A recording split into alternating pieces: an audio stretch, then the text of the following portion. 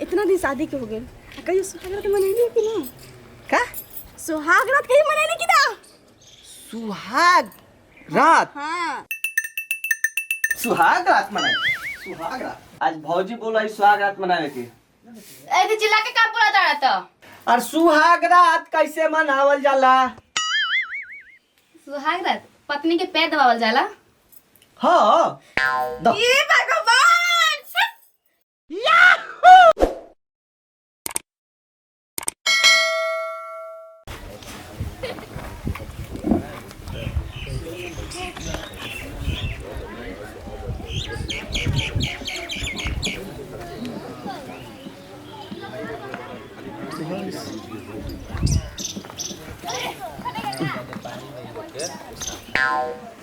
ए गाय माता लखा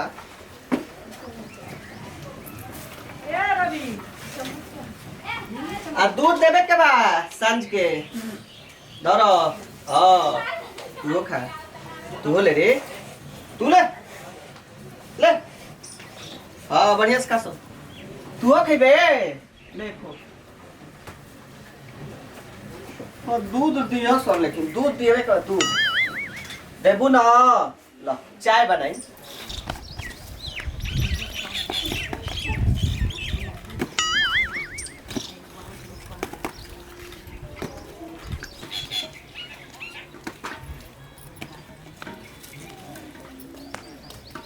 माँ काफी नहीं सोना उना हम ए बाजी का हो हम जाई की तनी बाजार से आबै छियो। हाँ ठीक बा काम करो। बाजी हां जाई छियो। लेमन जूस ले लेमन जूस एक लेमन बिस्कुट सब ले ले हां। हाँ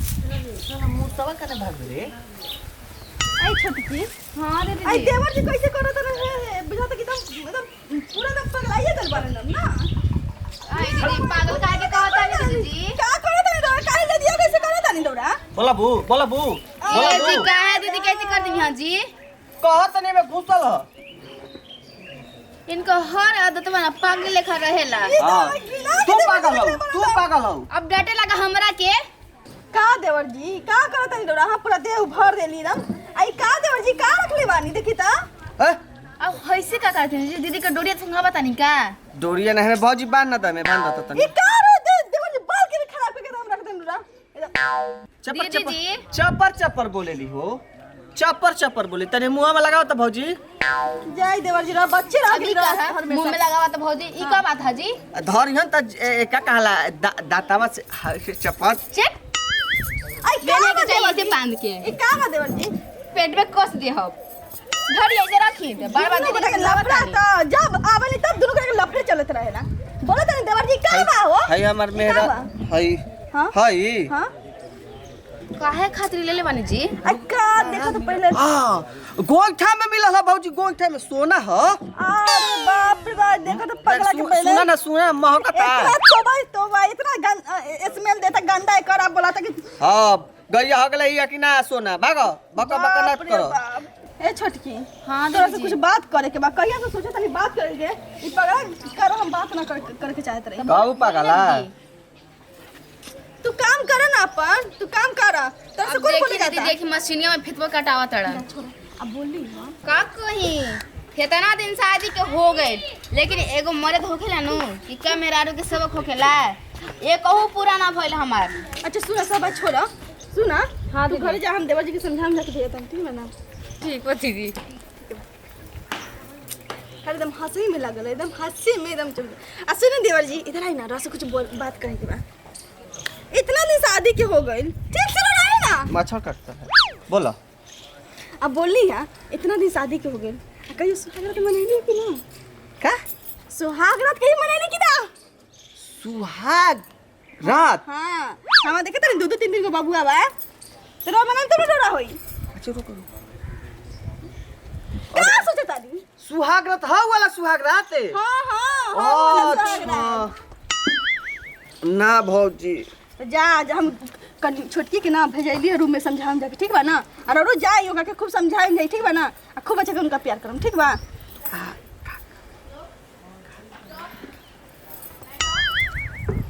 का होला जी करे के से चीज होला। भौजी जाता ही ठीक बा, ठीक से जान, ठीक बा ना? आ ठीक से सुनी, अच्छा से प्यार करम, ठीक बा ना? आई डोरिया धरिया ना भौजी हमारे। देवर जी रहो तो डोरिया। अरे छोड़, हम बांध लेते, छोड़ो जा, हम जाता नहीं। ठीक बा देवर जी, ठीक से हाँ, जाए, ठीक बा जा। ना? ठीक बा, जाए ठीक से। सुहाग रात मनाए, सुहाग रात। आज सुहाग रात है, कहाँ बहू हो? भौजी को लो होई। कहाँ बाइस रे? कहाँ दिया? और हो दादा, मच्छर काटता हूँ। अरे कहाँ बाड़ू हो? भौजी बोलले बाई सुहाग रात। अरे कहाँ बहू हो? का कहता न जी? ए का? आज भौजी बोला इस स्वागत मनावे के। ऐसे चिल्ला के का बोला जा रहा था? काहे? हाय? काहे? चिल्ला के बोल जाला? सिला के बोलम, एलाउंस का के बोलम, सुहाग रात मनाई। एकदम पगले बड़ा। ए बा बैठा ना। सुहाग रात ना मनाबू? धीरे बोला, धीरे। कसिया के बोलब, धीरे बोला। कसिया के बोलब। भौजी को लाई सुहाग रात मनावे के कि ना? साला कैसे पत्थर से पड़ल बा। सुहाग रात ना मनाबू? धीरे से बोला जाला, ज्यादा कस के ना ज्यादा चिल्ला के, ठीक ना? त का हो जी कसिया के बोल देन तो। अब के मोहल्ला में घर नहीं के का? के कोई घर नहीं के का? इतना तो लो में मत बोला के सुनाई ना पड़ी हमरा। अरे भौजी बोलला है सुहाग रात मनावे के। मन तो कते लाते थे मारी। नाते के बस एक मन करी हमरा। तुम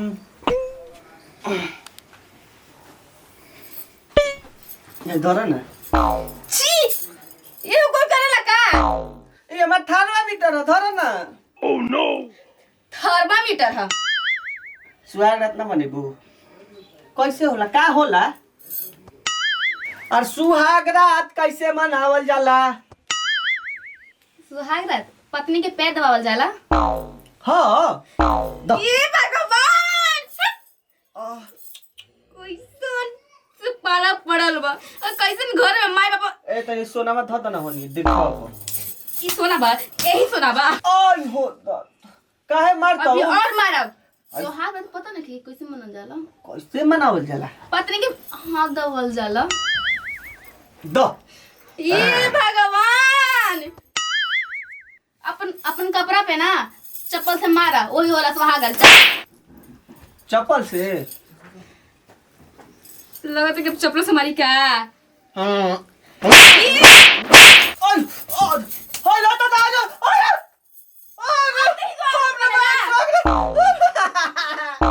मारत के सा। ओय रुक रुक रुक। ऐसा ही सुहाग रात मनेला? इस स्वागत हो। ये स्वागत में होला। पते नहीं करे तो शादी का आगे चले बड़ा। हम ना कनी हमर बाबूजी के लिए रहन। रोज तो रास्ते बंडे निखंडे। सोनामा फेंक देला। हाँ। गैया हमले रहे। तारी चिकला कड़िया सोना, सोना। बच्चा वाला गिर रे। आयो आयो। एकदम कितना भारी बा। पड़ा रहा हाथी लेखा। हम ना स्वागत में भौजी है। अब उठबो करवा कैसी पड़ा ना हुआ। ए भौजी खप गेला इतने में। हवा में दे, हवा में दे। सटवो मत करा हमरा भी, एकदम मत सटा। अच्छा ये बताव भौजी सुहाग रात में कुछ और कल है मुहवा में कानावा में हमार? सुना भौजी बतली हुई ना, ये दीवार में ना फोटोवा लगड़ल जाला। लगड़ा ना झूठ। लगड़ा। तू हमारे के पागल बनावत हऊ। हम पागल ना हई, हम पागल ना हई। ए हाँ हम जान से सुहाग रात में का कइल जाला जानत हऊ? हैं लगता कि पागल आ गेल अपना होश पे का ढील हेरल जाला। हां ढील हेरल जाला, ढील हेरल जाला। हम ढील हां रातिया में का तो हमर बाल में ढील निकली। भौजी कहला हमरा बुझा त स्वागत तुम्हें होला ना सुहागरात होगले ना पंखों में अटक के सुहागरात मनावल जाला। जा मनावा मर जिम तब। पागल लेखा दिमाग रहेला। अरे तू बतावा ना सुहागरात में का होला। जा हमारे पति में कहा था ना भौजी भौजी तो भौजी मनावा। देख गिर जिम तब नीचावा। गिर जा मर जा हमरा से कोनो फर्क ना पड़ेला। तू हमर मेहरारू हौ ना। तू कहवा हम तोहर राजा छी। राजा ले चेहरा भी नहीं छी ठीक ना। मोई बिस का हमरा के मुआ पे करत ना सदिए घड़ी आल रही ना वही ना लेटी जाके मुआ देती हम। लेकिन तू ना लायक बड़ा ना लायक कुछो के लायक ना। ए भौजी भौजी के बोला भौजी के पूछा तो सुहागरात का होला। ये भगवान तू कुछ ना जानबा आज तक ला ना जान पहला कुछ ना जानबा।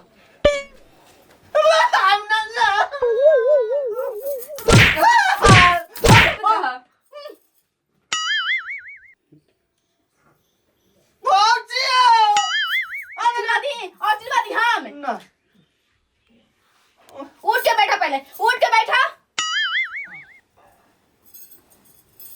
सुहागरात का होला। ये भगवान अब ऐसे आंखें गुड़ के का देखताड़ा। चुपचाप रह हम जानते हैं अब सुहागरात का होला। खड़ा करत है चुप रह। हम देख हम जानते हैं कितना बगाला साया सिवाय खातिर बुझाता सुहागरात होला। साया हाँ साया का मुंह देखले बड़ा मुंह का होला। हाँ पागल बड़ा अब पागल रहबा अन्ना जन्म सुहागरात के बारे में। आयो दादा आयो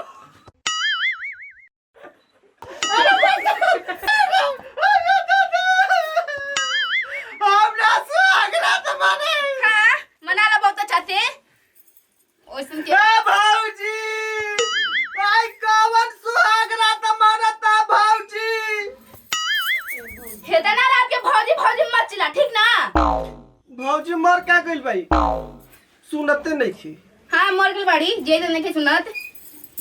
हां भौजी भौजी हां भौजी मरत के जोर मारब खाली भौजी भौजी भौजी मौगी हमारे का अभी और मारे का मन करा था तोहरा। हम ना स्वागत माने हम आवती भौजी से पूछ के हमार मां जा जा एक एक बात पूछ लिया बोल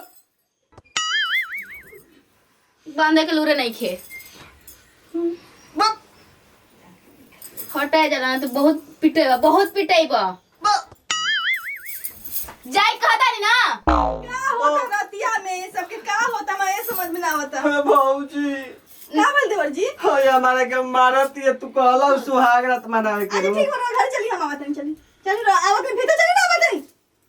भौजी हो मारती है पागल एक जाता हम आवते सुनी रोज घर रूम में चली आवत नहीं ठीक बा ना।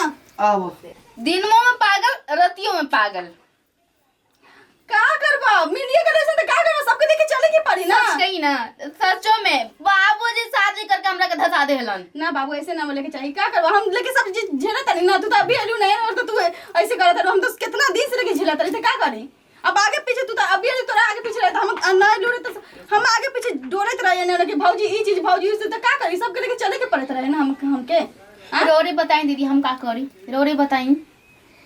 कोई बात नहीं कि बाप प्यार मोहब्बत अधिक करा और एगो बबुआ को मंगा खेले रही घर में ठीक बा ना। ये तो कहता नहीं दीदी जी तो क्या घर द्वार सुना रही क्या। हाँ सुना रही घर द्वार हमारे तो बाल बच्चा भाई तो सब कोई हॉस्टल में बा। अब घर द्वार पूरा सुना बा कोई खिलावे लगी तो कुछ मिली ना हमारे से के। ई पगलबा के सोच बा।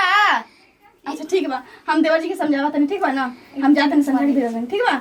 ऐसा कोई हंगामा कोई अति ना हो के जाई ठीक बा ना। ठीक बा दीदी जी ठीक बा। देवर जी ए देवर जी इरो का करतनी हां छोड़ दे का छोटी कहता हां कि दीदी वो हमर से हर बात में भौजी भौजी करत रहे इरो अच्छा लगेता हां हमरा के मारती है मार मार के दे तो सब देखो खून बहावा देलस है देखा तो कितना देवर जी रवा के समझाई कितना समझाई बच्चा की तरह रवा के तू हर कालो सुहाग रात मनावे जाके तो बोली तो ऐसे ही सुहाग रात होखेला हम कुछ कहबो कनी हो कनी सुहाग रात कालो लागल है मारे कथि के गोड़ दबाओ कपार पर मारो और ये कहती है रवा से कम समझ हम पागल हो गए बना अब कितना समझेगा पहले बताइए पहले हम समझाओ ना तो हम जाता नहीं सुन नहीं देवर जी जाए रहा वो सब कुछ जाना था ठीक बा ना अब ना मरिया पुरनका जमाना के निकल का जमाना के पढ़ी लिखी अब ना मरिया हां ना मारी जाए ठीक बा हम समझा के बनी जाते तू जा सुते भैया हां ठीक बात चिल्लाए मत ना चिल्लाई ना तो भाई तोरा डिस्टर्ब करके रख देता नहीं हम से सुते बड़ा मुश्किल का कर देले ठीक बा ना भाभी भाभी हर बात भाभी जी काके एकदम मौगी के चक्कर में काम होना पागल करके एकदम रखले बाड़ी दौड़ा अच्छा देखा तानी दीदी से एकदम समझा के गेली बड़ी देखा तानी और तानी बता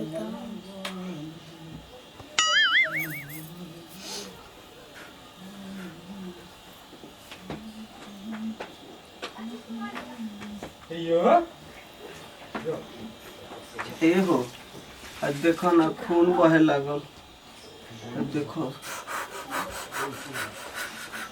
मारला होता अब ना मारो अब ना मरबो ना पक्का हाँ पक्का कहा तानी तो खाली डोरिया धल ना मुंह में हम जान जिम कि ना मरबू ये तो छोड़ी चलिए उसको तो नींद आ लेता हम बात नहीं दो तो हमरा सुहाग रात मनावे केनु बा चली ना सीखती हम ना सुतम पहले बताओ सुहाग रात मनैबू कि ना हाँ हां त बोल कैसे होई कैसे हुई हैसे होई हाँ त ई कबे से काहे ना कहत रहा कि सुत जा हो गइल सुहाग रात हो बस मार के सो जाइए हाँ सो जा सुती ऐसे तो हम रोज सुती ना पाऊची भी